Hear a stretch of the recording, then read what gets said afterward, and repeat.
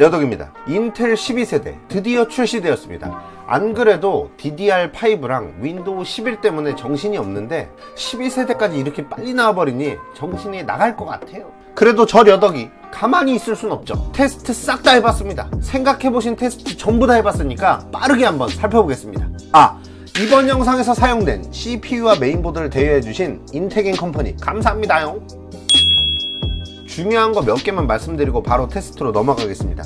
첫 번째, 인텔답지 않게 다시 한번 14나노가 아니라 이번엔 인텔 7 공정을 사용했습니다. 실제 집적도는 옆 회사랑 다르지 않다는데 괜히 저쪽은 7이고 나는 10이면 뒤쳐져 보이니까 7으로 바꾼 거 아닐까 하는 킹리적 가심. 둘, 일반적인 CPU 구조와 다르게 성능을 담당하는 P코어와 효율 담당 E코어로 나뉘었습니다. 여러모로 효율적인 작업을 위해 구조가 변경되었다는데 이론적으로는 마음에 들어요. 하지만 작업 분배가 제대로 되지 않는 경우라면 당연히 성능도 제대로 나오지 않겠죠. 셋, 윈도우 11에는 이 새로운 구조를 사용하기 위해 인텔 스레드 디렉터가 탑재되어 여러가지 변수를 고려해 최적의 작업 분배가 가능하다고 합니다. 12세대 사용자분들은 가급적이면 윈도우 11 쓰는 게 좋겠는데 윈도우에서 뿐만 아니라 소프트웨어 자체도 최적화가 진행되어야 더 완벽하게 가능하겠죠. 자세한 건 테스트 결과 보고 판단하세요. 넷, 하이퍼 스레딩은 P코어에만 적용되니 P코어 6개, E코어 4개인 12600K의 경우 16스레드가 됩니다. 평소 보던 4코어 8스레드, 6코어 12스레드처럼 직관적이지 않아서 놀라셨죠? 자세한 라인업별 P코어, E코어, 스레드 수는 화면에 나오는 라인업 사진을 참고해주세요. 다섯, 아무튼 공정도 바뀌고 구조 자체도 바뀌다 보니 소켓도 가만히 못 있겠다 싶었는지 LGA 1700으로 바뀌었고요. CPU 자체도 겁나게 커졌습니다. 근데 생각보다 크고 아름다워서 마음에 들어요. 뭐랄까 좀 멋있어. 오늘 백신 맞아가지고 그런가. 여러분, 제가 오늘 백신을 맞아가지고 컨디션이 별로 안 좋네요. 목소리도 뭐 감기 걸린 목소리 같이 그렇게 나오는데 좀 이해해주세요. 아무튼 테스트 시스템을 보겠습니다. AM4 라이젠들 MSI X570 에이스보드에 DDR4 3800, CL16, 18, 38, 패브릭 클럭 1900으로 맞춰놓고 윈도우 10에서 테스트를 진행했습니다. 12600K와 12700K, 12900K의 DDR4, DDR5 테스트 시스템 및 소프트웨어 버전은 다음과 같습니다.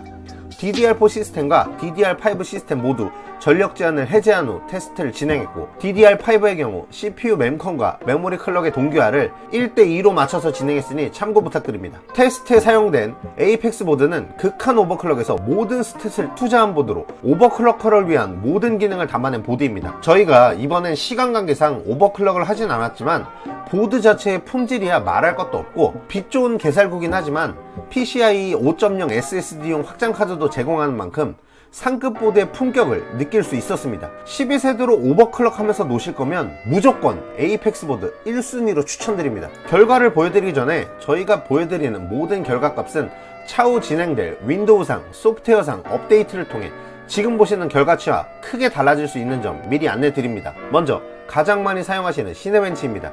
12세대의 경우 윈도우 10에서 테스트가 제대로 진행되지 않는 오류가 있었습니다. 윈도우 11에서 테스트한 결과로만 보자면 12600K의 싱글 점수가 590X보다 높거나 대등한 모습을 보여줍니다. 다만 12900K의 멀티코어 점수가 590X의 점수를 넘지는 못했습니다. 같은 12세대끼리 보자면 램 타이밍이 상대적으로 늦은 DDR5에선 점수가 조금 낮게 나오는 경향이 있습니다. 시네벤치 R20입니다. 마찬가지로 DDR4 쪽에서 점수가 더 높게 나오는 경향이 있었습니다. 싱글코어 점수는 대체적으로 라이젠보다 큰 폭으로 높게 나오고 있어 대단하다 싶어요. i7까지는 동 멀티코어 점수 기준으로 전력 소모가 상대적으로 덜한 것 같은데 12900K는 독보적인 양의 전력을 소모하고 있습니다. 시네벤치 R23입니다. 윈도우 11 쪽에선 싱글 점수가 낮게 멀티 점수가 높게 나오는 경향이 있는데 앞서 말씀드린 스레드 디렉터와 연관이 있을 수 있어 보여요. 좌우지간 찍히는 점수만 보자면 싱글 점수는 상당히 높은 폭으로 차이를 보이고 있습니다. CPU-Z 1701과 1901에선 모두 윈도우 10 쪽이 높게 나오는 양상을 보였습니다. DDR4와 DDR5 간의 차이는 1701에선 DDR4 쪽이 높지만 1901 AVX2에선 DDR5 쪽이 높았는데 저 정도 점수 차이는 사실 프로그램 특성상 오차범위 이내라고 보시는 게 맞아서 DDR4와 DDR5 간의 차이는 램 클럭의 차이에도 불구하고 별로 없었다, 요 정도로 말씀드리고 싶습니다. 성능 차이를 시간으로 볼 수 있는 블렌더 BMW 27입니다. 5600X가 3분 45초, 590X가 1분 30초 소요된 작업인데 가장 낮은 급인 12600K가 2분 29초로 같은 16스레드인 5800X보다 평균 24초 정도 빨랐습니다. 12900K의 경우 590X보다 훨씬 적은 24스레드로 같은 1분 30초에서 1, 2초 정도 차이가 있어 대단한 멀티코어 성능을 보여주는 것 같네요. 윈도우 11 기준 여기에서도 DDR4 쪽이 빨라 차후 램오버시, 램클럭 뿐만 아니라 타이밍에 관해서도 논의가 많이 오갈 것으로 예상됩니다. 벤치마크 툴로 많이 사용되는 타임스파이입니다. 총점에서는 12세대 쪽이 상당히 우위를 가져가고 있습니다. CPU 점수에서도 12세대 쪽이 기본적으로 더 높은 점수를 기록하고 있는데요. 타임스파이 익스트림으로 넘어오게 되면 총점 자체는 아까만큼 크게 차이나지 않습니다. CPU 점수도 5900X가 12700K보다 590X가 12900K보다 높게 나온 모습을 보여주네요. 레이턴시를 측정해봤는데 DDR4의 경우 뭐 그럭저럭 나왔지만 램 타이밍이 처지는 DDR5의 경우 상당히 낮게 나오는 모습을 볼 수 있습니다. 6400에 CL38, 38, 38, 80, 121T에서 레이턴시가 57까지 왔다고 하니 레이턴시가 전반적으로 감소하려면 꽤 많은 시간이 소요되지 싶어요. 자, 벤치는 싹 다 살펴봤고요. 게임 성능 보도록 하겠습니다. 롤, 배그, 오버워치는 같은 리플레이 파일을 사용했고 레데리2는 인게임 벤치를 최고 옵션에서, 디아블로2는 아주 높은 옵션에서 필드와 던전 두 가지 경우를 체크해봤습니다. 보여드리는 순서는 최대한 비슷한 스레드 수를 가지고 있는 제품끼리 묶어 12600K는 5600X와 5800X, 12700K는 5800X와 5900X를 보여드리고 12900K는 5900X와 590X로 보여드리겠습니다. 그리고 자료 양의 문제로 DDR5 테스트 결과까지 한 화면에 보여드리기가 어려워 DDR5 결과는 DDR4 결과 이후에 별도로 보여드릴 예정이니 참고 부탁드립니다. 다시 말씀드리지만 각 개발사나 마이크로소프트의 업데이트를 통해 출시 이후 시간이 지나면 지금 보시는 결과와 크게 동떨어진 성능이 나올 수 있다는 점 미리 안내 드립니다. 먼저 DDR4 12600K입니다. 롤 프로비에요. 벤치마크 테스트 결과에서 높은 성능을 보여주었던 것과는 달리 게임 내 평균 프레임에선 생각보다 한참 낮은 성능을 보여주고 있습니다. 5800X와 비교 시 평균 프레임에서 100프레임 가까이 차이가 나고 있는 걸 보면 별로 기분이 좋지만 않습니다. 5600X와 비교해도 별로 승산이 보이지 않아요. DDR5로 확인 시 하위 1% 프레임이 아주 그냥 개작살난 모습을 확인하실 수 있습니다.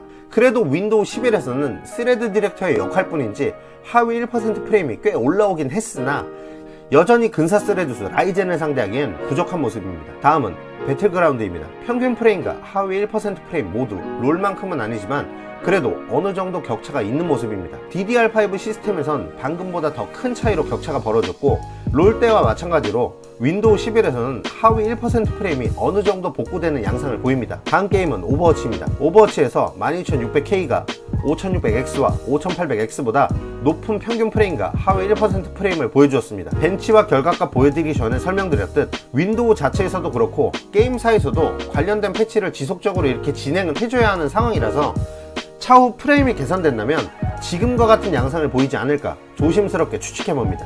DDR5에서는 여전합니다. 윈도우 10에선 하위 1% 프레임이 계속 개박살나고 있습니다. 온라인 게임 로스트아크입니다. 로스트아크의 경우 개인적으로는 롤만큼의 격차를 예상하고 있었으나 다행이라고 해야 할지 모르겠지만 그만큼은 아니었습니다. 평균 프레임은 5600X와 5800X에 비해 낮았으나 하위 1%의 경우 나쁘지 않게 방어되는 모습입니다. DDR5의 경우 마찬가지로 DDR4와 비교해 낮은 프레임 수치를 보여주었습니다.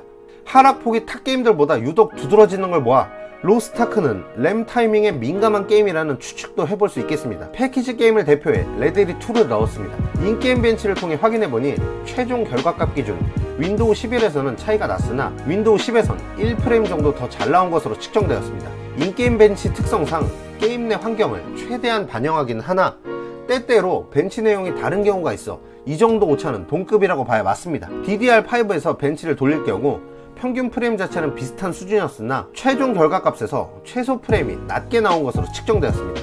마지막으로 최근 인기몰이 중인 디아블로2입니다. 필드 플레이 시 AMD 시스템보다 높은 프레임 수치를 보여줬습니다. 던전으로 넘어와도 비슷한 양상으로 높은 프레임을 보여줬고요. 4K 테스트 시 비슷하거나 살짝 높은 프레임을 보여주는데 테스트 특성상 완벽하게 동일한 맵 구간으로 테스트할 수 없었던 만큼 동급으로 취급하는 게 맞다는 말씀 드리고 싶습니다. DDR5에서 테스트 시 필드와 던전 모두 동급 내지 소폭 우위인 것으로 테스트 결과가 나왔고, 의뢰 그랬듯 윈도우 10에선 하우의 1% 프레임이 아주 그냥 개작살 나고, 윈도우 11에서는 DDR4일 때만큼은 아니지만 어느 정도 복구된 모습을 보여주었습니다. 이후부터는 12700K는 5800X와 5900X, 그리고 12900K는 5900X와 590X의 테스트 결과를 보여드리겠습니다. 따로 멘트 없이 영상을 넣어드리니 편하게 그냥 시청해주세요. 다음 파트 11900K와 12900K 간의 비교로 넘어가시려면 아래 타임스탬프를 참고해주세요.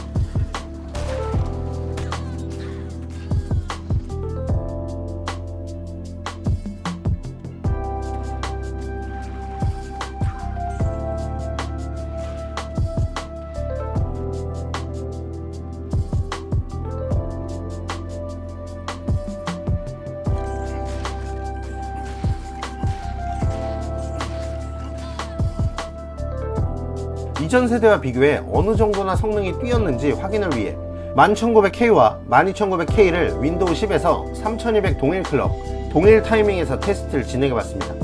가급적이면 윈도우 11 환경에서 테스트를 진행하려 했으나 진행 시 테스트 시스템의 오작동으로 인해 윈도우 10 환경에서 진행한 점 양해 부탁드립니다. 시네벤치 R20입니다.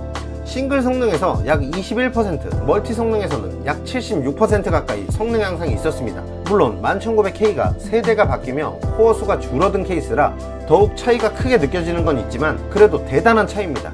전력 소모에 있어서는 11900K가 193.722W, 12900K가 259.619W로 12900K가 약 34%가량 전기를 많이 처먹었습니다. 온도가 높은 건 당연하고요. 시네벤치 R23에선 싱글 20%, 멀티 78%가량 성능 향상이 있었고 소비 전력은 37.77%가량 높은 것으로 측정되었습니다. 타임스파이에선 총점 6%, CPU 점수 36%, 소비 전력 15.8% 증가했고 타임스파이 익스트림에선 총점 6%, CPU 점수 50%, 소비 전력 23.9% 증가했습니다. 근데 이런 결과들을 뒤로하고 가장 중요한 건 아무래도 게임 성능이겠죠. 먼저 롤입니다. 평균 프레임은 40.7%, 하위 1% 프레임은 38.7%가량 상승해서 확실히 차이가 나는 모습을 보여주었습니다. 엄청난 성능 향상이에요. 배그에서도 평균 프레임 8.4% 차이를 보여주었고 하위 1% 프레임은 14.3%가량 높게 측정되었습니다. 다만 오버워치에서는 평균 프레임, 하위 1% 프레임 각각 1% 미만에서 1% 정도 오히려 떨어지는 모습을 보였습니다. 작업 성능 및 벤치마크 툴에서만큼은 확실한 개선이 있었다고 볼 수 있겠지만 게임과 같은 소프트웨어에서는 아직까지 어느 정도 개선이 필요한 수준이 아닌가 싶습니다. 물론 롤과 배그에서 확실히 성능 개선이 있긴 했지만 오버워치에서 뒤떨어진 것도 사실이니까요. 저희도 더 테스트를 해보고 싶었는데 약간의 문제가 생겨서 더 진행하지 못해 아쉬웠습니다. DDR5 메모리의 클럭과 램 타이밍에 따라 달라지는 벤치 성능을 살펴보았습니다. 순정 상태 4800에 40, 39, 39, 39, 76 ET 상태에서 5200 CL 34, 34, 34, 67, 101 ET와 4800 CL 32, 32, 32, 60, 92 ET로 테스트를 진행해봤습니다. 시네벤치 R23 싱글 점수를 제외하면 램타를 조인 쪽이 램 클럭을 올린 쪽보다 성능이 좋게 나왔습니다. 실제 블렌더 렌더링 시간에서도 5200CL34는 소요 시간이 1.33% 단축된 반면 램타를 조인 쪽은 1.6%가량 단축되었습니다. 미미한 차이기도 하고 표본 자체가 적어서 섣불리 판단하기는 어려우니 차후 램오버 테스트를 진행해서 더 정확한 정보를 알려드릴 수 있도록 하겠습니다. 자, 결론입니다. 인텔이 자랑스럽게 발표했던 게임 성능, 작업 성능 사실 거짓말은 아니었습니다. 전세대 i9 그리고 경쟁사 최고 티어 제품과 비교해도 같거나 적은 스레드 수로 압살 혹은 동등한 수준의 멀티코어 성능을 보여주고 있습니다. 벤치 프로그램이 절대적인 판단의 기준이 될 수는 없지만 각 제품의 싱글코어 성능도 경쟁사 제품들을 큰 차이로 제치고 있다고 말씀드릴 수 있고요. 다만 걱정되는 부분은 DDR5 램의 늘어진 램 타이밍 때문으로 예상되는 게임 중 낮은 하위 1% 문제, 윈도우에 내장된 하드웨어 스케줄러의 현재 완성도가 10의 몇인지 모르지만 전반적으로 블렌더랑 시네벤치처럼 정해진 작업이 아닌 게임과 같은 즉각적인 작업에서의 만족스럽지 못한 성능 등 예상외로 좀 많이 아쉽다는 느낌도 받았습니다. 인텔에서 원체 급하게 출시한 탓 분명히 노린 거겠지만 윈도우 11과 DDR5랑 완벽하게 맞물려 들어간 출시 타이밍, 12세대 소식만 나오면 이번엔 구조가 다르네 어쩌네 하면서 쌓인 거품? 그런 것들이 한 번에 모여서 터지면서 괜히 실망감만 더 커진 것 같고 그렇습니다. 관건은 윈도우 11에 적용된 그리고 윈도우 10에 점진 적용 중이라는 하드웨어 스케줄러가 얼마나 일을 잘해줄지, 그리고 DDR5 램의 램 클럭 및 램 타이밍 개선 속도가 얼마나 될지인데 두 가지 모두 제 손에선 기약이 없는 일들이라 어떻다고 말씀드리기가 좀 어렵네요. 분명히 벤치상에서 싱글 점수 끼깔나게 나오고 일부 게임에서 현 세대 CPU들과 동급 이상의 성능을 내주는 거 보면 없지는 않은데 아직까지는 급한 출시로 인해 힘이 많이 제한된 채로 나온 느낌입니다. 솔직히 성장형이라는 키워드를 인텔에다가 갖다 붙이는 날이 올 거라고는 생각 못했는데 지금 꼴이 딱 성장형 CPU의 출시라고 해도 무방한 상황이네요. 조금 선을 넘어보자면 AMD 폭망의 신호탄이었던 FX 8120 불도저 아시죠? 걔 개선판으로 FX 8350 비셰라라고 있거든요. 그 친구들이 그 당시 2013년인가 14년인가 i7이 4코어 8스레드 할 때 혼자 옥타코어로 나와서 꽤 재밌던 CPU예요. 그 당시만 해도 뭔 옥타코어냐 쓰지도 못하는 거 이랬는데 지금 보면 그때랑 비교도 안 될 정도로 멀티코어에 익숙해졌죠. 실제로 멀티코어 시대가 오니까 그 당시 8코어를 제대로 활용하지 못했던 비셰라도 최근 들어 재평가를 받기도 했었어요. 아마 12세대 하이브리드 구조도 시간이 지나면서 천천히 녹아 들어갈 거라 봅니다. 윈도우상의 스케줄러 그리고 각 프로그램 제조사나 개발자들의 개별 최적화 프로세서가 다 마무리된다는 가정하에지만 이 하이브리드 구조가 멀티코어가 천천히 익숙해졌듯 조금 더 다듬는 과정을 통해 가지고 있는 가능성을 더 풀어나가며 친숙해지지 않을까 생각해봅니다. 멋있게 얘기하면 멀티코어 시대를 열었던 신호탄 총에 신호탄이 한 발 장전된 거죠. 작금의 현실은 별로 좋지 않다는 게 사실이에요. 인텔이 탑독이고 AMD가 언더독이었을 때 AMD가 분발하길 바랬던 것처럼 인텔이 상대적으로 언더독인 지금 갤싱어 아재가 좀만 더 잘해줬으면 좋겠습니다. 못하면 한국 가서 나랑 같이 할매국밥이나 먹으러 갑시다. 거기 할매가 또 영어 잘하고 국밥도 잘하거든요. 소주랑 맥주 섞은 K 칵테일 맛 좀 보면 입 좀 덜 털지 않을까? 아무튼 12세대 완전히 새로운 구조의 CPU에 윈도우 11이라는 새로운 운영체제 그리고 DDR5까지 얼리 어답터면서 내 컴퓨터가 발전하는 걸 귀찮더라도 내가 직접 겪고 해내고 싶은 분이라면 지금 같은 기회는 앞으로 10년 이내에는 없을 거라고 봅니다. 아시겠어요? 이번 영상 여기까지고요. 영상이 마음에 드셨다면 구독과 좋아요, 알림 설정 부탁드리고요. 다음 영상에서 다시 만나요. 안녕!